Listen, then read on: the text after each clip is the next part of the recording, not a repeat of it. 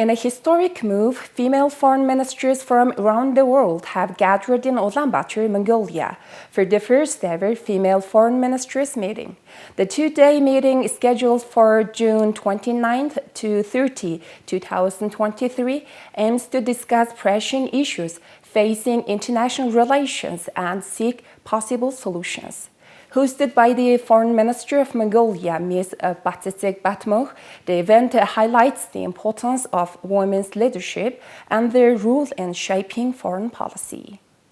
The meeting comes at a crucial time when gender equality and women's empowerment remain significant challenges in the global decision-making process. Despite progress made in advancing gender equality and combating discrimination, women's representation in senior leadership positions remains disproportionately low worldwide. Recognizing the positive impact of women's leadership, the meeting seeks to amplify women's voices and promote their participation in decision-making processes.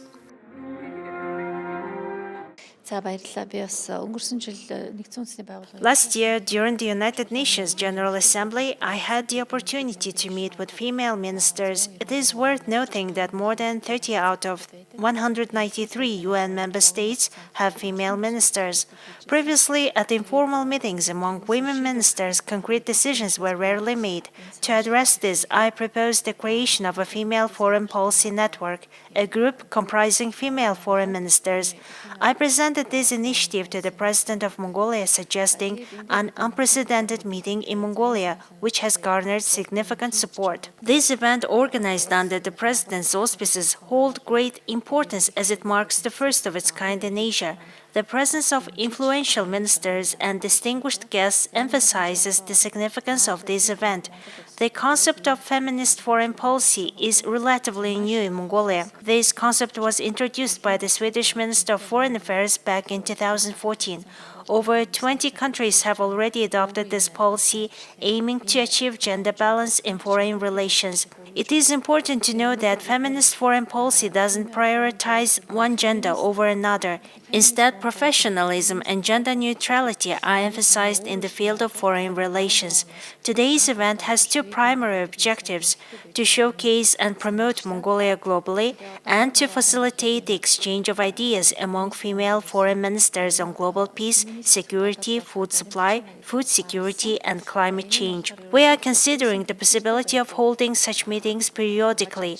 This event serves as a powerful demonstration of the vital role women can play in diplomacy, inspiring and motivating women while benefiting young diplomats with an interest in foreign relations. Our country's strong commitment to democracy, respect for human rights, and advocacy for regional and global peace and security have gained global recognition.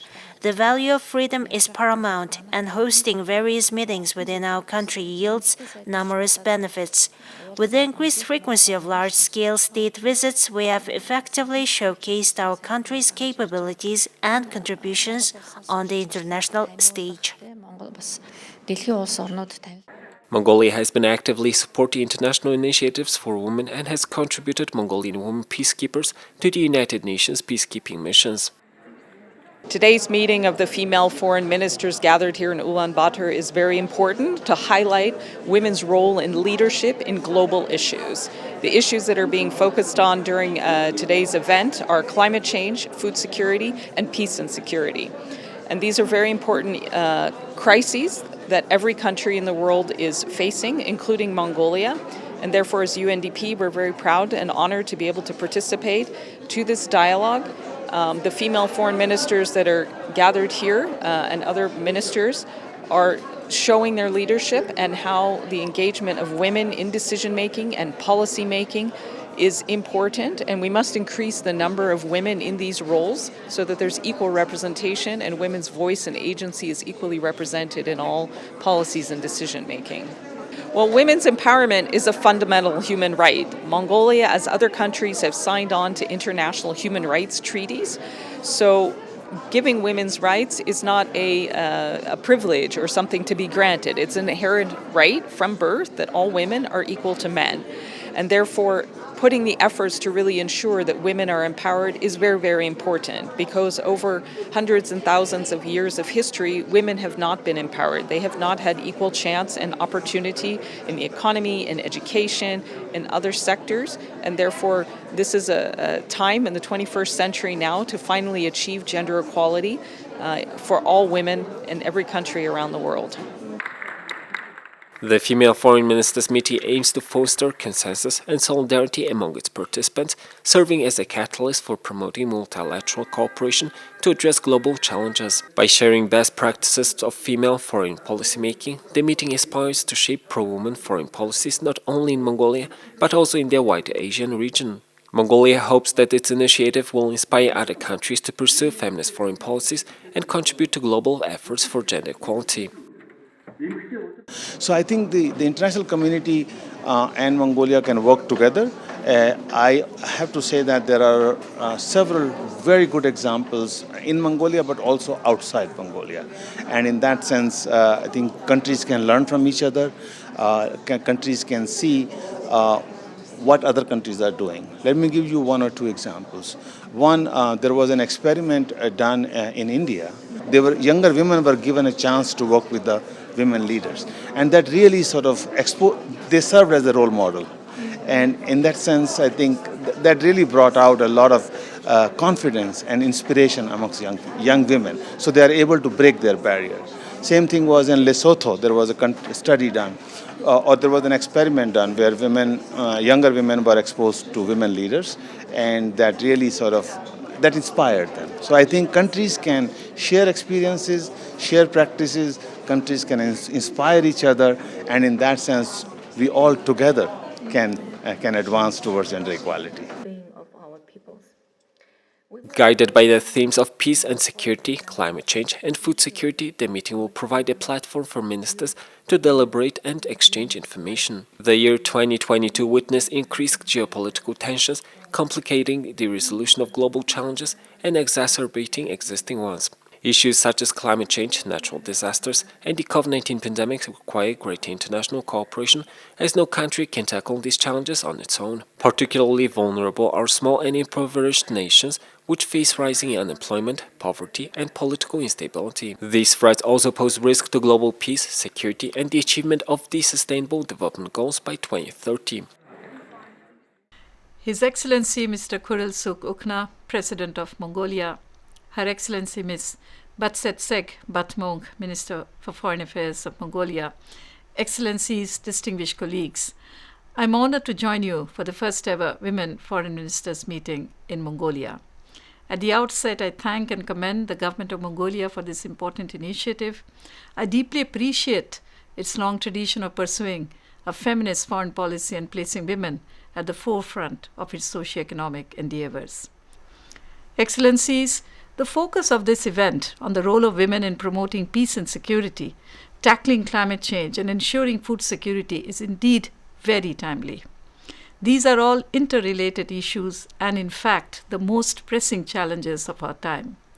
They also hold the key to emerging from the current overlapping crises of the COVID-19 pandemic, conflicts, and climate change. The gender dimension of these issues is also well recognized. As the UN Secretary General Antonio Guterres said, and I quote, "Gender equality offers a path to sustainable peace and conflict prevention, and yet we are moving in the opposite direction." He also pointed out that the climate crisis hits women and girls the hardest.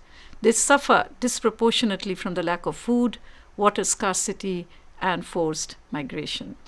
Governments, civil society, and international institutions must prioritize knowledge sharing, resource mobilization, and joint actions to eliminate gender-based violence in all its forms and manifestations. Excellencies, distinguished colleagues, as women leaders in our respective fields, we should continue to pool our collective resolve and resources to achieve gender equality and women's empowerment, to empower and enable women everywhere to reach their full potentials, to live a life of dignity and justice, and not to be left behind in our policies, actions, and achievements. Through this meeting, we are sending a strong message of that resolve and commitment, and I'm honored to have been part of this excellent initiative.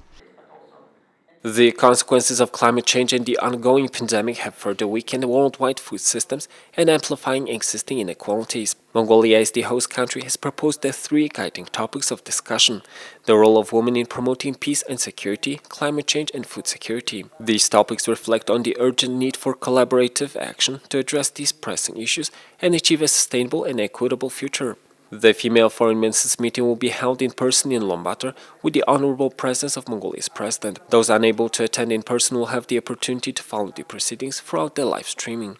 Panel discussions on the guiding topics will foster engaging conversations and facilitate the exchange of valuable insights and best practices among the participating ministers and officials. This groundbreaking meeting signifies a significant step towards promoting women's leadership in international affairs and advancing gender equality on a global scale. As female foreign ministers come together to address pressing global challenges, it is hoped that their collective efforts will lead to tangible progress and inspire young women and girls worldwide to strive for greater recognition, leadership, and participation in shaping our shared future.